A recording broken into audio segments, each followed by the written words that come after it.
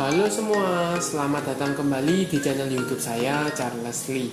Bagaimana kabarnya buat kawan-kawan semua? Saya harap teman-teman semua dalam kondisi baik ya. Kemudian portofolionya bisa growth dan tetap hasilkan cuan dari pasar modal Indonesia. Pada kesempatan kali ini saya akan membahas Antam, Inco, dan Tins. Kenapa saya bahas 3 saham ini? Terutama untuk Antam ya, karena ada sentimen positif, kenaikan harga dari emas, kemudian ada satu berita yang menjadi sentimen positif untuk Antam. Beritanya apa, kemudian apa masih bisa masuk untuk posisi sekarang, dan bagaimana prospeknya? Pastikan teman-teman tonton video ini sampai selesai. Buat kawan-kawan yang mungkin baru pertama kali mampir ke channel YouTube saya ucapkan selamat datang, selamat menonton. Semoga informasi yang kami sampaikan melalui video-video yang kami buat bisa bermanfaat buat kawan-kawan semua. Oke, tanpa berpanjang lebar ya, kita langsung masuk ke pembahasannya. Untuk yang pertama, seperti yang tadi saya singgung, ada Antam atau aneka tambang ya. Untuk berita kenaikan harga emas, relatif teman-teman bisa cek ya di berita bahwa harga emas ya untuk Antam mengalami kenaikan seperti itu. Kemudian, nah ini ada juga beritanya bahwa melalui investasi.kontan.co.id, Antam atau aneka tambang teken perjanjian jual beli saham bersyarat dengan Hong Kong CBL ya. Ini beritanya baru tanggal 17 Januari 2023. Kita cek ya beritanya. Dipaparkan dalam beritanya adalah Antam semakin serius menggarap bisnis baterai kendaraan listrik atau electrical vehicle ya, atau EV seperti itu. Nah, pada 16 Januari 2022, Antam menandatangani perjanjian jual beli saham ya bersyarat atau conditional share purchase agreement ya. Ya, ini dengan siapa? Dengan Hong Kong CBL Limited. Nah, kemudian di sini dipaparkan ya bahwa dengan perjanjian tersebut maka menandakan bahwa melalui anak usahanya ya, melalui anak usaha dari Antam ya, yaitu PT Sumber Daya Arindo, merupakan entitas dari anak usaha Antam yang memiliki izin usaha pertambangan di Halmahera Timur ya. Dengan Hong Kong CBL Limited itu merupakan dari anak usaha dari CBL ya. Jadi cukup clear bahwa investor dan Antam sedang bekerja sama untuk baterai dari kendaraan mobil listrik seperti itu. Jadi ini menjadi sentimen yang cukup positif untuk mengangkat pergerakan dari saham Antamnya sendiri ya. Kita coba cek berita chartnya ya. Untuk Antam hari ini mengalami kenaikan 4,13% ke level 2270. Untuk Antam, Inco, dan Tins ini saya sempat buatkan videonya ya sebelumnya. Untuk Antam terkhusus itu saya sampaikan bahwa ada area resist di 2200 dan benar hari ini dia di retest dan mampu breakout di atas level 2200 ya, seperti itu.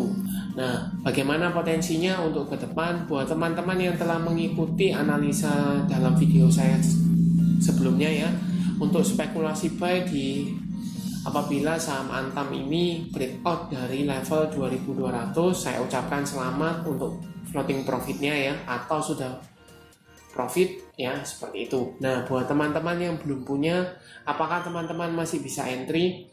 Untuk teman-teman yang belum punya, bisa lihat ya wait and see 1-2 hari ke depan apakah Antam ini meretest ya, meretest resistennya yang sekarang menjadi support ya di 2200. Kalau seandainya dikasih koreksi atau di retest, teman-teman bisa manfaatkan untuk spekulasi buy ya, seperti itu. Jadi spekulasi buy di antara range 2200. Ketika dia breakout dari 2200 ke bawah, let's say 3 tick atau 4 tick ke bawah, teman-teman mendingan out dulu, takutnya dia breakdown ya, seperti itu. Nah, Untuk teman-teman yang mau entry, kan tadi disampaikan spekulasi buy di antara range 2200. Untuk targetnya di mana? Untuk targetnya tetap di 2400 ya. Target pertamanya di sana. Kalau seandainya saham Antam ini mampu breakout dari 2400, ada potensi untuk ke 2600. Tapi resisten pertamanya di 2400. Jadi kalau teman-teman lihat misalnya dari 2200 ya. Dari 2200 kita ke 2400 saja itu lumayan, sekitar 7-8%an ya. Jadi lumayan, teman-teman masih bisa dapatkan cuan. Kemudian potensinya bagaimana? Kalau dilihat dari potensinya ya, dia membentuk ya pola higher low ya, walaupun cenderungnya dia masih sideways, tetapi belakangan ini sudah mulai mengarah ke atas. Kemudian garis MACD juga mulai mengarah ke atas, mengindikasikan apa, ada akumulasi ya, atau dorongan belinya cukup tinggi, seperti itu. Ada besar kemungkinan ketika dia garis EMA 50-nya ini ya, yang posisi sekarang di 2010, kemudian EMA 200-nya ada di 2050, ini ada potensi untuk berpotongan. Ketika dia berpotongan, maka dia sudah konfirmasi ada perbalikan arah ya. Nah, seperti itu. Kalau dia sudah confirm perbalikan arah, apa yang bisa dilakukan? Kalau teman-teman untuk tujuan jangka yang lebih panjang, ya, manfaatkan momentum karena harga emasnya relatif lebih tinggi ya sekarang. Apalagi di kondisi seperti sekarang, kebanyakan akan berpengaruh ke harga emas dunia ya. Seperti itu. Nah, teman-teman mungkin masih bisa pertimbangkan selama Antam ini berada di atas EMA 50. Sekali lagi ya, ketika dia sudah confirm berpotongan ya. Jadi EMA 50-nya sudah mulai mengarah ke atas dan berpotongan atau memotong EMA 200. Seperti itu. Untuk sekarang so far, buat teman-teman yang belum punya mungkin bisa tunggu di area supportnya 2200 sekarang ya. Nah, untuk target tetap di 2400 untuk resisten pertama, seperti itu. Jadi Antam cukup clear ya, potensi masih cukup menarik dari saham Antamnya karena mampu breakout dari 2200. Tinggal teman-teman pantau saja apakah dia benar-benar breakout atau dia meretest dulu ke 2200 sebagai support dan bertahan nggak, seperti itu. Itu untuk Antam ya. Kita lanjut ke saham berikutnya, ada Inco atau Vale Indonesia Tbk. Inco pun sama ya, saya sempat buatkan pembahasannya dalam video-video sebelumnya ya. Buat teman-teman yang belum tonton, silahkan tonton dulu videonya ya. Saya juga sempat bahas untuk Inco. Untuk Inco hari ini mengalami kenaikan ya 2%-an ya, 2,01% ke level 7.600. Kalau dilihat perlahan-lahan sesuai dengan prediksi ya, pasti akan diangkat karena jelas di sini sempat membentuk pola sideways-nya ya di 7.000 sampai dengan 7.300, 7.400. Sekarang perlahan-lahan sudah breakout dari 7.400 sekarang ke 7.600-an, seperti itu. Buat teman-teman yang sudah mengikuti analisa ya, analisanya saya ucapkan selamat. Dan buat teman-teman yang belum punya, apakah masih bisa entry, teman-teman bisa tunggu ya. Tunggu dulu, lihat momentumnya. Barangkali teman-teman bisa spekulasi buy di range 7.300 ke bawah ya. Mungkin kalau seandainya dikasih, itu berkah buat teman-teman ya, seperti itu. Kalau dilihat dari posisinya jelas ya, setelah dia sideways perlahan-lahan mulai mengarah ke atas, garis EMA 50 pun mengarah ke atas. EMA 50-nya di 7.175 70-an, kemudian EMA 200-nya ada di 6.600 ya. Garis MACD ini masih cenderungnya mengarah sideways ya, walaupun perlahan-lahan sudah ke arah atas ya. Jadi tinggal nunggu momentumnya saja. Oh ya, tadi Antam belum saya coba cekkan broker summary-nya ya. Untuk Antam saya coba selatkan dulu ya. Antam tanggal 16 sampai tanggal 17 dengan value net ini jelas konfirmasi ya bahwa ada akumulasi cukup masif ya, cukup masif oleh AK, RX, FZ, KZ dan RF. Harganya pun teman-teman bisa pantau ya, di range antara 2200-an. Jadi jelas ya, area 2200-an itu bisa dijadikan patokan.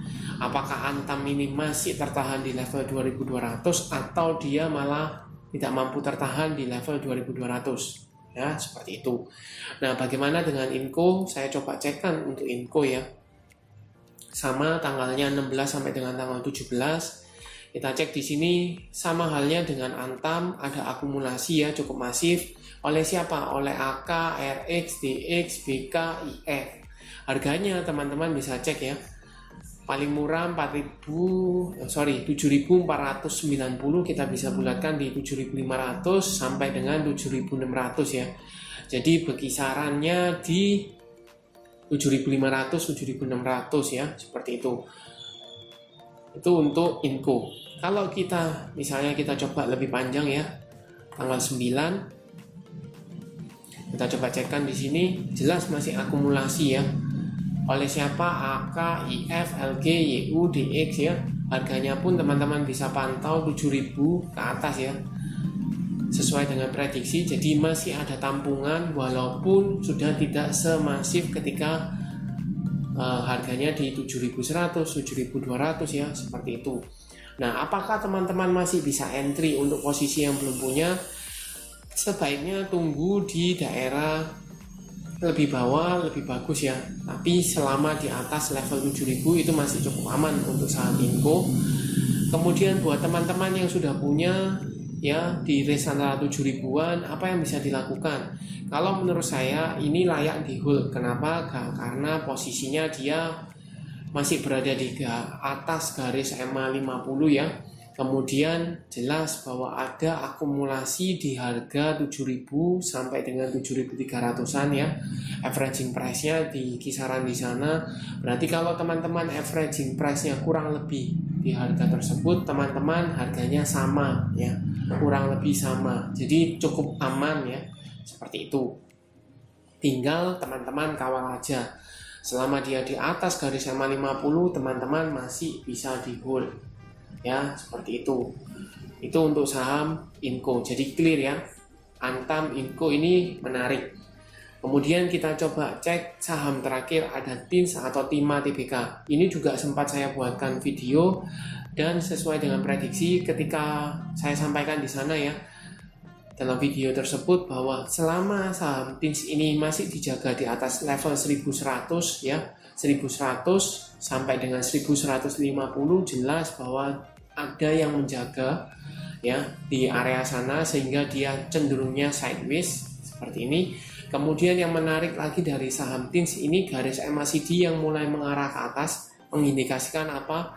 Adanya akumulasi ya, atau ada yang nampung harga di bawah untuk TINS. Dan kalau dilihat per hari ini ya, TINS ini berhasil breakout dari EMA 50. EMA 50-nya ada di 1230 dan TINS hari ini mengalami kenaikan ya 5,28% ke level 1295 atau kita bisa bulatkan di area 1300-an ya. Di 1300 ini sebelumnya adalah area support ya. Di sini support yang mampu menahan pergerakan dari TINS ya, beberapa kali di retest ya.